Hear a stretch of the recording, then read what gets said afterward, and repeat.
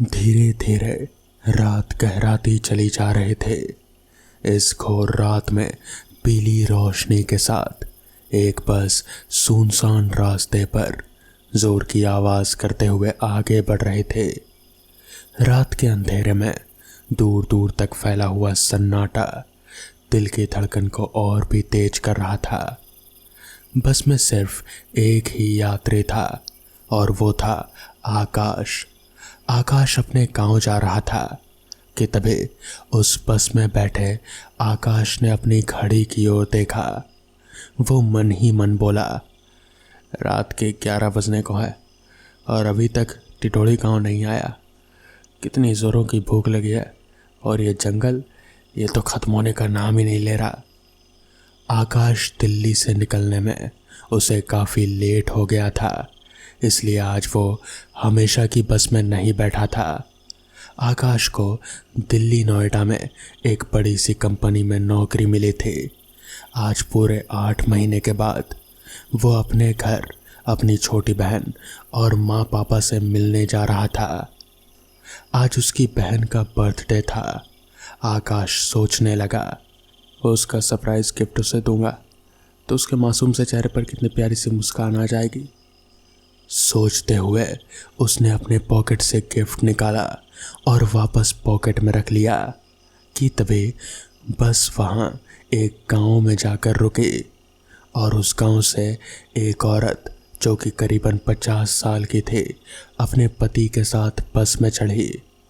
उसने आकाश को देखकर कहा, अरे बेटा ये बैग जरा चढ़ा दो तो बहुत भारी है। आकाश उस औरत की ओर देखकर बोला, कोई बात नहीं मुझे दे दीजिए। कहते हुए आकाश ने फिर उस औरत से पूछा, वैसे आपका सीट नंबर क्या है? आकाश को जवाब में जैसे ही उस औरत ने अपना सीट नंबर बताया तो वो हंसते हुए बोला, अरे आंटी ये तो मेरे पास वाली ही सीट है। कहते हुए उसने वो बैग अपनी सीट के पास ही रख दिया। तभी वो औरत बोली, वैसे तुम कहाँ जा रहे हो बेटा? उस औरत के सवाल के जवाब में जैसे ही आकाश ने उसे उस गांव का नाम बताया, उस औरत की और उसके पति की आंखें चौड़ी हो गईं और वो बोली, क्या तुम टिटोड़ी गांव के आगे जा रहे हो और वो भी इस वक्त? लेकिन तुम वहाँ क्यों जा रहे हो? वो जगह रात के लिए ठीक नहीं है। तभी आकाश बोला, क्या वहाँ ऐसा क्या है? वो मेरे गांव का पड़ोसी गांव है, आज तक मैंने तो कुछ ऐसा नहीं सुना। तभी वो औरत बोली, लेकिन बेटा मैंने तो सुना है कि वहाँ रात में जो भी जाता है वो कभी वापस लौट कर नहीं आता। आकाश के चेहरे को देखकर लग रहा था कि उसे उस औरत पर बिल्कुल भी भरोसा नहीं था। पता नहीं क्या अनाप शनाप बोले जा रही है, मुझे जल्दी से यहाँ से निकल जाना चाहिए। सोचते हुए आकाश अपनी सीट से उठा ही था कि वो औरत फिर से बोली, एक काम करो बेटा, तुम हमारे साथ हमारे स्टॉप पर उतर जाओ और कल सुबह अपने गांव चले जाना। नहीं मैं ऐसा नहीं कर सकता, मेरी बहन का जन्मदिन है और वैसे भी मुझे लेट हो गया है, मैं और कहीं नहीं रुक सकता। कहते हुए आकाश ने अपने बैग के साथ अपना सामान हाथ में लिया कि तभी वो औरत फिर से बोली, अरे पर बेटा कल चले जाना अपने घर, मेरी बात सुनो, आज हमारे साथ उतर जाओ और कल सुबह अपने गांव चले जाना। रात में वहाँ जाना ठीक नहीं है, कुछ भी हो सकता है। तभी आकाश चिल्लाते हुए बोला, ये क्या बकवास कर रही हैं आप? मेरा घर जाना ज़रूरी है, मैंने कहा ना मैं कहीं नहीं उतर सकता। तभी वो औरत बोली, तो कल चले जाना, हम तुम्हें छोड़ देंगे। अरे आंटी मैं आपको जानता ही नहीं, आपके साथ ऐसे आपके घर कैसे चल दूँ? और मैं कोई लिफ्ट ले लूँगा, आप चिंता मत कीजिए। आकाश थोड़ा परेशान होता हुआ बोला। तभी उस औरत के पास में बैठा हुआ उसका पति बोला, अरे तुम कहाँ उसे समझाने की कोशिश कर रही हो? ये आजकल के बच्चे हैं, ये किसी की नहीं सुनने वाले हैं। तभी वो औरत बोली, आप समझने की कोशिश कीजिए, वो बच्चा है, हमें उसे रोकना चाहिए। कहीं कुछ अनहोनी हो गई तो मैं अपने आप को कभी माफ़ नहीं कर पाऊंगी। आकाश मन ही मन सोचने लगा, दोनों बूढ़े पता नहीं क्या बकवास किए जा रहे हैं, कहाँ मैंने इनकी मदद कर दी। तभी बस रुक गई। शायद उन दोनों औरत आदमी का स्टॉप आ गया था और जाने से पहले उस औरत ने आकाश की ओर चिंता भरी निगाहों से देखा और आगे चली गई। कुछ देर के बाद वो दोनों पति पत्नी एक गांव में उतर गए और आकाश वापस अपनी सीट पर जाकर बैठ गया। अब रात के 12 बजने को थे और बाहर काफ़ी अंधेरा हो चुका था। बस जैसे जैसे आगे बढ़ रहे थे वैसे वैसे माहौल और भी डरावना होता जा रहा था। माहौल में एक अजीब सी ठंड बढ़ने लगी थी। जैसे जैसे बस आगे की ओर जा रहे थे ठंड और भी ज़्यादा बढ़ती जा रहे थे। कुछ देर बाद वो बस ठिठोड़ी गांव पहुंच गई। लेकिन जैसे ही वो बस से उतरने के लिए अपनी सीट से उठा, उसने देखा कि बस का दरवाज़ा खुल गया था। एक एक करके बहुत सारे लोग बस में चढ़ने लगे। उन सभी को देखकर आकाश सोचने लगा, इतनी रात में इतने सारे लोग यहाँ से कैसे चढ़ रहे हैं। और जबकि अगला बस स्टॉप तो लास्ट बस स्टॉप है। जैसे ही उसकी नज़र उन लोगों पर गई, उसने देखा कि उनके चेहरे पर आँख, नाक, कान, मुंह कुछ भी नहीं था। ये नज़ारा देखकर उसके माथे से पसीना बहने लगा। उसका गला सूख गया था। वो अपनी सीट के नीचे छुपने की कोशिश करने लगा और जैसे वो सभी लोग उस बस में आकर बैठ गए, बस फिर से आगे चलने लगी। वो सभी जिंदा इंसान तो नहीं थे, वो शायद मुर्दे थे। जैसे ही वो सभी अपनी अपनी जगह पर बैठ गए, वैसे ही आकाश उठकर खड़ा हुआ। ये मैंने क्या कर दिया? मुझे उस औरत की बात मान लेनी चाहिए थी और वहीं उतर जाना चाहिए था। ये सोचकर आकाश बस के गेट की ओर भागने लगा। गेट के पास पहुंचकर उसने देखा कि बस का गेट बंद हो चुका है। उसने ड्राइवर की ओर देखा तो वो भी आकाश की तरफ ही देख रहा था। उसका चेहरा बाकी लोगों से नॉर्मल था, यानी कि इंसान की तरह। उसने इशारे से आकाश को अपने पास बुलाया। आकाश डरते डरते ड्राइवर के पास जाकर बैठा और फिर ड्राइवर ने उससे कहा, चुपचाप यहीं बैठे रहो, हिलो मत और ज़्यादा आवाज़ मत करो।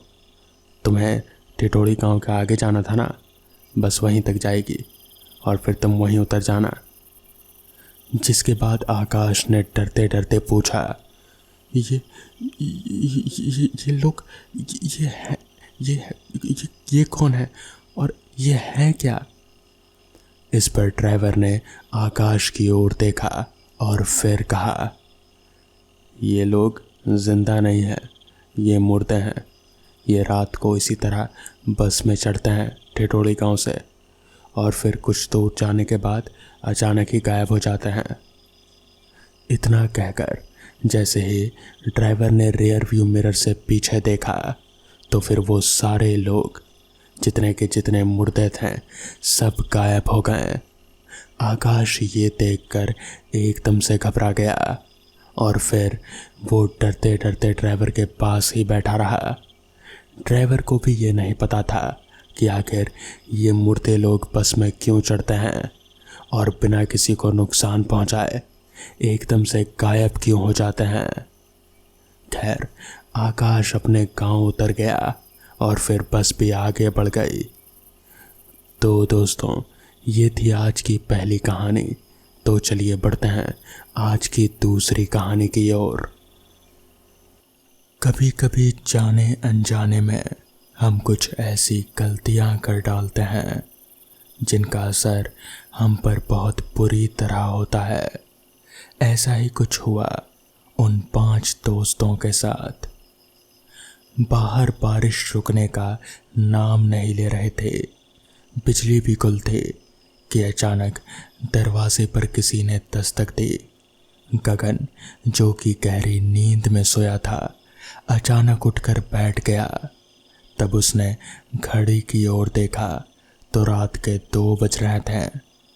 अब दरवाजे की दस्तक और आवाज़ दोनों ही बहुत तेज होने लगे थे। गगन थोड़ा डर गया, लेकिन उसने अपना साहस बांधा और अपने बिस्तर से उतरकर दरवाजे की ओर मुड़ गया। वो जैसे ही दरवाजे को खोलने लगा, अचानक दस्तक होना बंद हो गई। उसने फिर भी दरवाज़ा खोला, पर घने अंधेरे के सिवा उसको और कुछ भी दिखाई नहीं पड़ा। लगातार बारिश हो रहे थे, तो गगन को लगा कि शायद कोई मुसाफिर होगा, रात को ठहरने के लिए ठिकाना चाहिए होगा। मेरे देर से दरवाज़ा खोलने के चलते वो चला गया होगा। फिर वो अपने कमरे की ओर बढ़ा और बिस्तर पर जाकर सोने लग गया।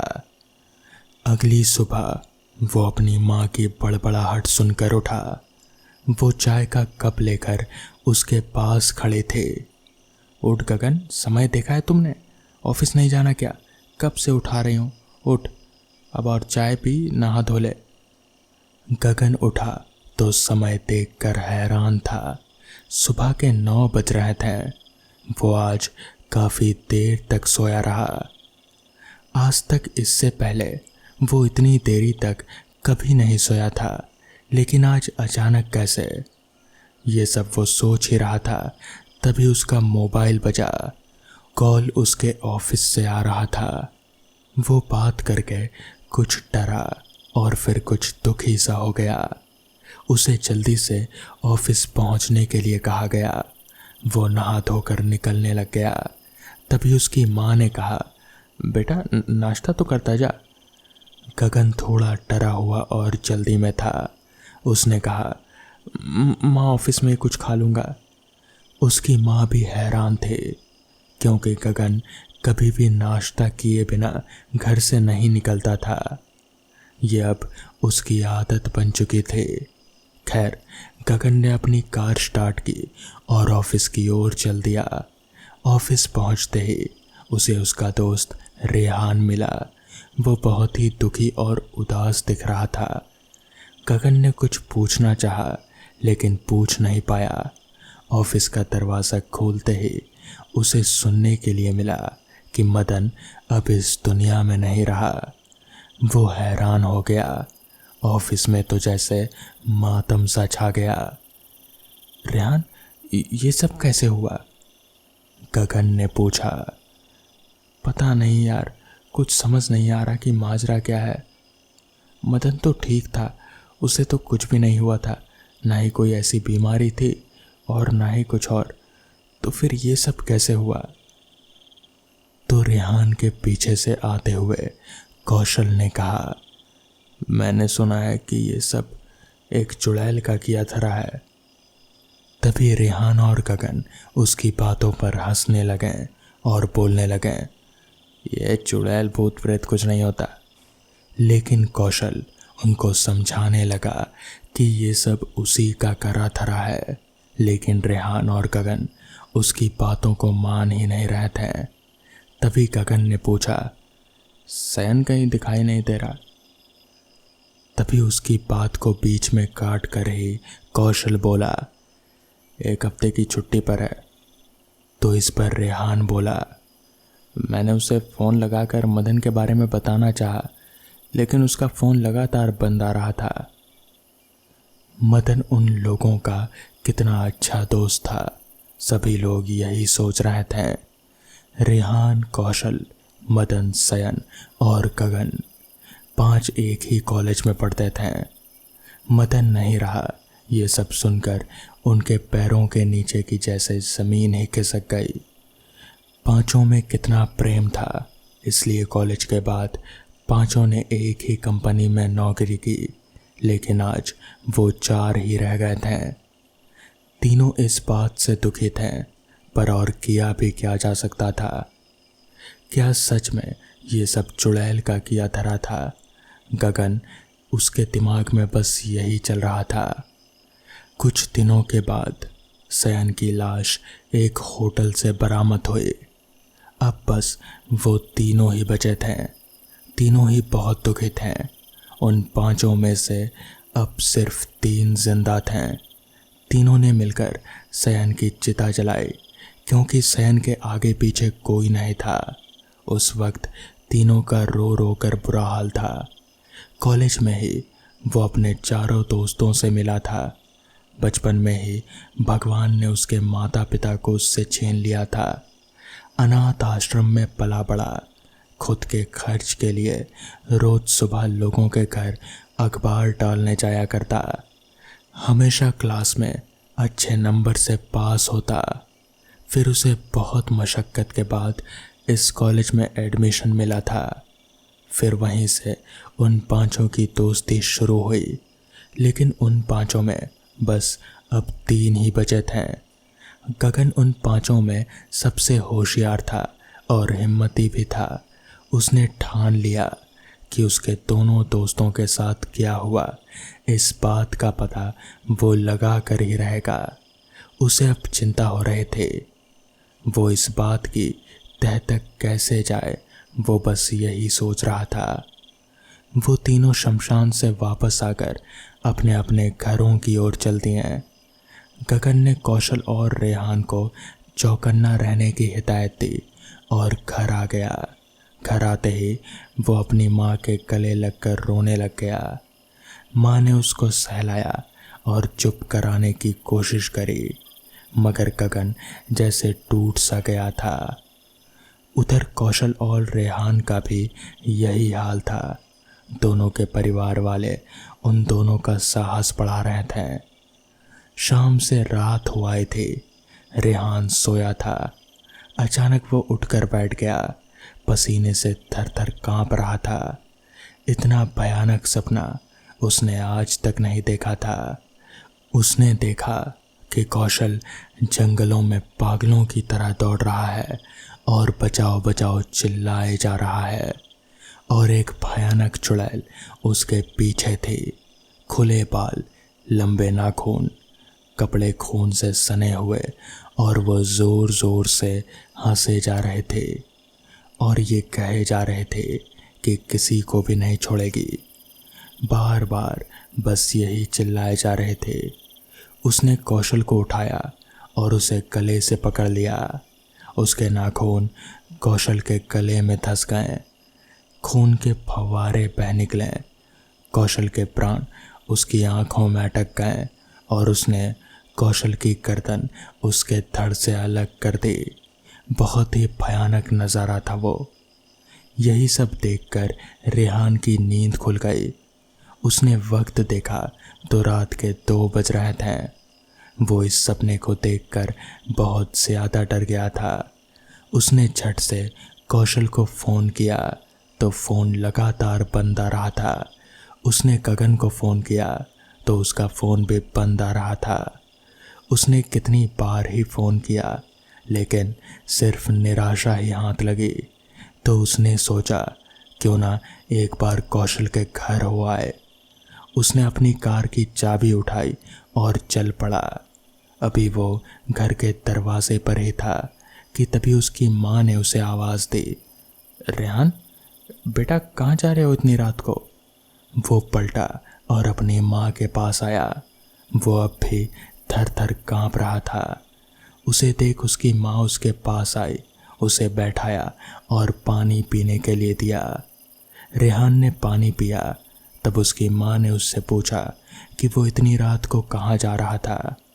वो कुछ नहीं बोला, बस ज़ोर ज़ोर से रोने लगा और कहने लगा कि उसे जाना ही होगा। जिसके बाद वो अपने घर से बाहर निकला और कार लेकर कौशल के घर की तरफ बढ़ने लगा। अभी वो रास्ते में ही था कि तभी अचानक उसे महसूस हुआ कि जैसे वो कार में अकेला नहीं है, बल्कि कार के पीछे वाली सीट पर भी कोई बैठा हुआ है। मगर ये कैसे हो सकता है, वो तो अपने घर से अकेला ही निकला था। मगर उसे पीछे कोई भी दिखाई नहीं पड़ रहा था। उसने पीछे मुड़कर भी देखा मगर वहाँ पर कोई नहीं था।